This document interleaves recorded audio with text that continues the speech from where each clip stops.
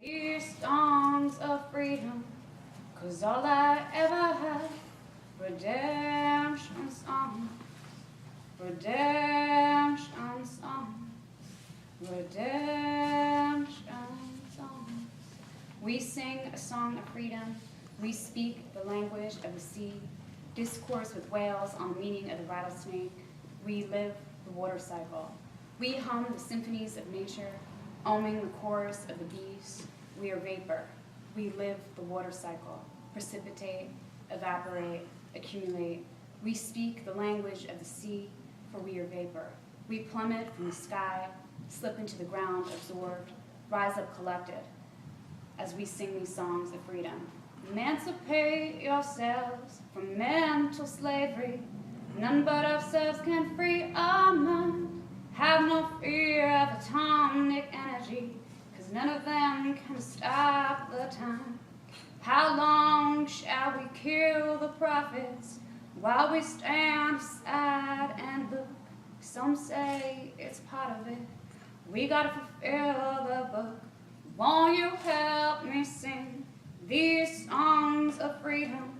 'Cause all I ever had, redemption songs, redemption songs, redemption songs.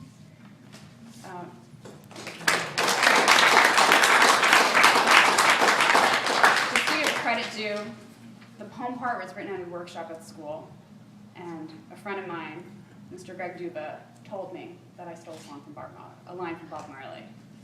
I said, no, I didn't. And then I looked up the song, and I thought, oh, maybe I did. So then I just kind of merged it. So thank you, Duba, for that, because that was helpful, I think. All right, anyway. So a couple poems, two about Hurricane Sandy, one about my parents' house getting wrecked, and one about things I saw. So here's one. When? The scraping of the roof pounds above, shingles flung to damp and sea-soaked yard, 67 days after disaster. AmeriCorps volunteers from Washington State dragged the busted shed, Christmas tree, rusted power tools, paint destroyed. The township secured aid with delay. An electric saw spins in the corner of the yard, fence down, post up, and Congress decides not to dole millions raised for the shore to her people. Instead, a million released to organizations, rights retained for revenue makers. The people lost everything, without anything. Clothes molded, wood floors piled up at curb, houses in the streets, couches hoisted into black FEMA trucks. My mother and father in a hotel for 2 months. She wept, he fell to his knees. My mother worked live finger to the bone. A nurse serving others, now disabled, sits on a perch. The same stool for 25 years to coordinate playdates, field phone calls from the principal. The perch from which she made funeral arrangements for her mother. She sits without floors, without walls, without photographs from her childhood. Reads FEMA denial letters, rejections, figures shrinking against the cost, quotes to fix her home, dwindling, numbing numbers. She takes me to a shelter to change plastic toy brooms from the Red Cross. A room full of donations, displaced, disillusioned townspeople moaning for supplies. My mother volunteers instead of cleaning her home, makes me open and stack industrial garbage bags for her fingers cramp in the cold. She attends meetings in churches with speeches from FEMA, the Red Cross, asks where the money is, lists the needs, sheetrock, tools, nails, insulation, floors. She, the voice of the voiceless, asks to leave the Hazard Hotel, she refuses. Thousands out of my mother's account illegally. The maid knocks on the door hourly for checkout. She politely responds, no, I will not leave. You stole our money. Shall we call the police? I squat in a dim-lit hotel with my mother, wait for the sirens, pounding out the door, a day in waiting. I begin to believe the people will have the power when we have one voice.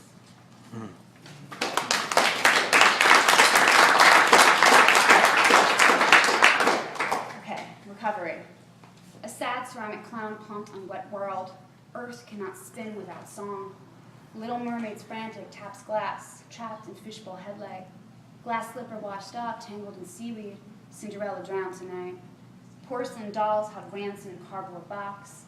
Paper towels wrapped head, hands, and feet. Neighborhood children loot Legos, a race to rebuild plastic cities. Rivers of sorrow in the streets. Okay.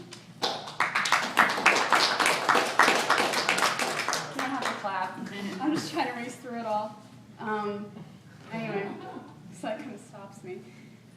All right, so this poem is about homeless people. A week or so ago, I went to a demonstration in Lakewood for Tent City. It was directed by a friend of mine from Facebook who said it would be helpful. So it's in 4 sections, and it starts with me as a kid and then kind of transitions until last week, my experience with homelessness. Preface to demonstration. 1, I'm a kid in NYC, first time I see one. Not my city, not my streets. I'm passing by, close to the ground. Clamor, chaos, exhaust in her eyes. A child can do what but repent, pray, wonder, stand confused.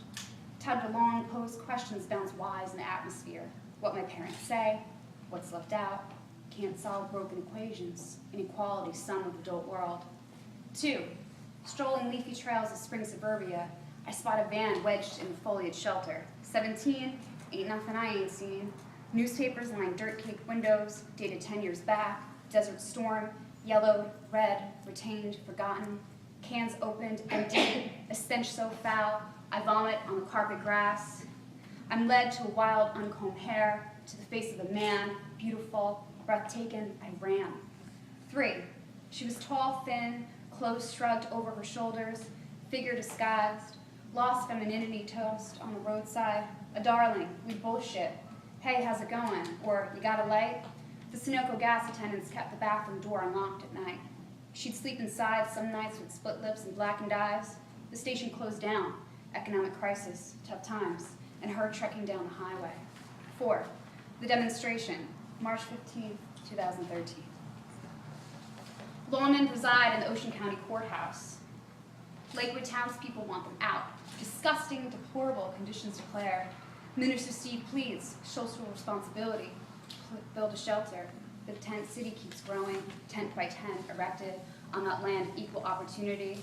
Outside, Barbara and I wait for the honorable judge to decide. 60 years old, 3 years in tent city, clutching 2 blankets and a canvas home. This is no place for women, she tells me. I'm out of order, because I didn't fix the phone. No place for women, she tells me. Homelessness just a paycheck away. Signs we hold, one human family. She asked me if I could do it, leave my husband in a tent. Someone's offered to take her in. She wrestles with morality, wants my advice, writes her cell phone in my Moskva notebook. As we wait in the coffee shop for coffee, breakfast sandwiches, the cashier to bag the last 3 muffins in the case. I comment on her scarf, how it compliments her pants. You like the scarf? Take it. No, I can't. It's her voice, the exhaust in her eyes. I stand confused, wonder, repent, as Barbara lifts the scarf from her neck. Take it. She solves the equation. Let me give you something.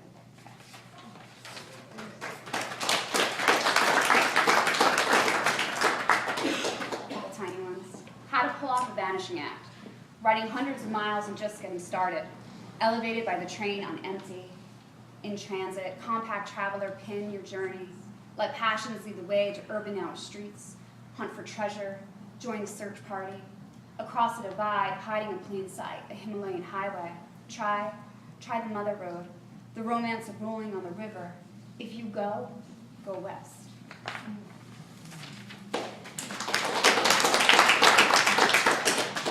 Okay. We speculate in the most beautiful words in the English language. Rumpelstiltskin, slowed by age and injuries, working hard in his retirement, tending his gardens. Bargaining season is greater in length than in productivity. Time and loss barreling past his window, Zion and other names by any other name. And under the agony defeat, the haggler snarled at the table, a love of language of my own, howling at nothing. Don't clap.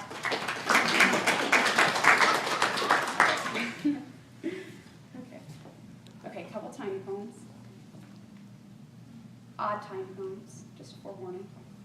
In space travel, the screams of Mother Earth's cries are silenced. Faster, rocket ship, faster. Don't clap. When ticking clocks stop, the left and right hemispheres of my brain fight, spar, bicker over whether or not the equator is an imaginary line.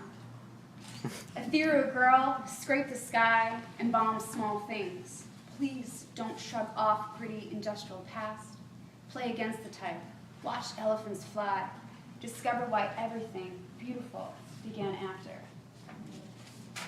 Am I good? Okay. Yeah. How's my time? You're fine. All right. That's why I'm racing through. Picking Daisies. This poem is about a Carolyn Bush painting I picked up at a thrift store, and it's a little girl with dark hair and a field of daisies, and I sat on my couch and wrote a poem about her.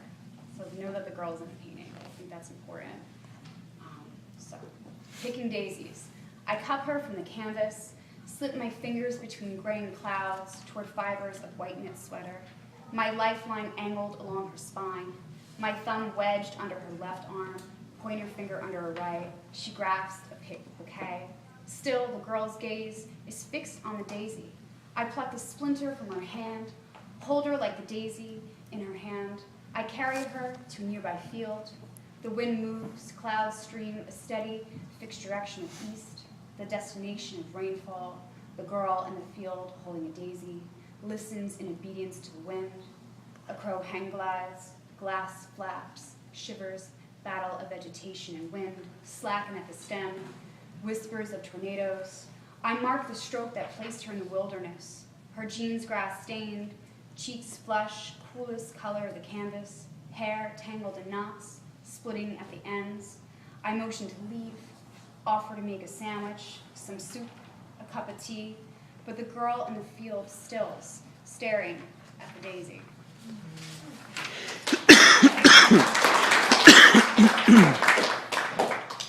Impressions.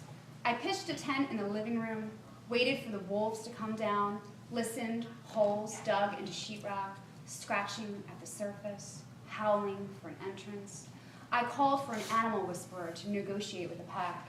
Interpretations negligible, lessons on language, interspecies communication. I propped the window open with your pocket knife. Thunderstorms rage on the third floor. A double rainbow arches over fluff pillows. Yellow jackets build paper hives in my headboard. I want them taken out alive. Nature infringes nurture. I curve into the bathroom sink, exfoliate my skin, scrubbing, pressing in half circles over again. Scrape off the imprint of your fingertips. 7 years to generate new cells. These impressions have deep pockets etched in, embedded this vessel as home. I'm cooking spaghetti, making connections, why the flowers are hesitant to bloom. Petals curl into stamen, fold in afternoon, why your child was implanted in my womb. Roam room to room, check closets, clear under beds, pull comforter threads, restitch psychological theory, blame sewn to your mother. An eagle builds his nest in the chandelier. I finger paint with bird shit. A man with white beard, herding a goat. Your skeleton outlines the kitchen table.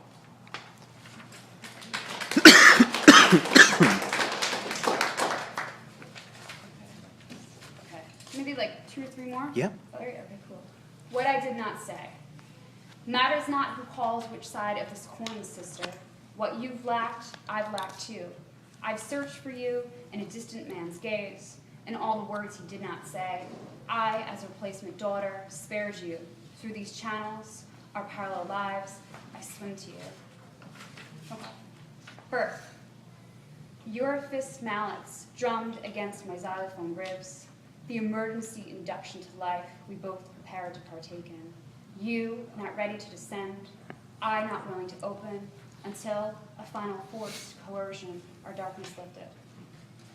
Okay, just 2 more, I think. That's good. Just so you know, some reference point. These are about a bar in New York City called the White Horse Tavern. I grew up going to the White Horse Tavern because my uncle has owned the bar my whole life. So I would be young, 9 years old, on a Saturday going up while he, collected, did whatever he had to do as an owner. And I'd be in this room where there's this horrible painting of Dylan Thomas that really scared me. I don't know if you've been there, but really, it scared me. And I think it's apropos to read them because my aunt and uncle gave me my first journal in 4th grade, and it's ironic that I write poetry and yada yada. So I spent some time researching the bar, and a lot of cool people hung out there, like Bob Dylan. So this one's about Bob Dylan. Dylan Chronicles. The city stood an unnamed carving block. Players strummed old melodies with new lyrics pulled from the pages of the press, piecing the day's phobias. Peace in the day's phobias. Peace in the day's phobias and fragmented lines in daily papers discarded on cafe countertops. France dropped a bomb in the Sahara. Lyndon Johnson chided a Secret Service. 200 died in a riot. 200 died in a riot at the Metropolitan Opera House. Bob Dylan locked himself in the New York Public Library to archive microfilm of the Civil War, the years after, the years before, the years after, the years before, the years after. Scanning reform movements, rising crime, child labor, and anti-gambling leagues, Dylan swears the pages could explode and lightning would burn and everybody would perish. He swears the pages could explode and lightning will burn and everybody will perish. The pages could explode and lightning will burn and everybody will perish. Flipping print, carving templates, stocking well to draw parallel battle lines between centuries, Dylan swelled his days seeking storylines. Nights rang out with a bolted wooden door in Hudson Street. After hours remained reserved for the White Horse Tavern, plucking steel strings, swapping rebel ballads, plucking steel strings, swapping rebel ballads, plucking steel strings, swapping rebel ballads, and wanting a blue black-haired waitress in a suede blouse and the piercing blue eyes to pin a rose on him.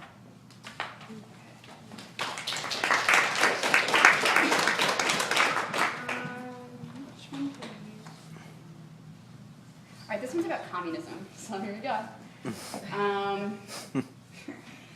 In the 50s, communism was all the rage, and if you were someone hanging out at the White Horse Tavern, much like many of us here, poets and creative people, you may have been accused of being a communist.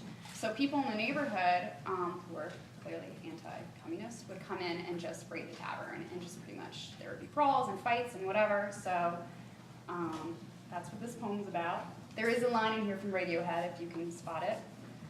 Know that I was listening to Radiohead when I was writing it. Okay. Thought police. The Irish troop guzzles demon run. Ready and oiled, the hunter takes his band on a witch hunt to raid the tavern. Swing at the first dissenter the plan. Force the nonconformist coterie, exchanging unorthodox rhetoric to duck and cover. Reduce those Marxist moppets committing criminal speech with fist. Street vigilantes catalog intellectual entanglements to index the invisibility of ideas. If not, the infrastructure will collapse. Charge those commies and maggots for treason of temporal non-allegiance. Fling bar stools as comrades sit pixelating, trading atomic secrets, disclosing cognitive contraband. Feed the paranoid machine.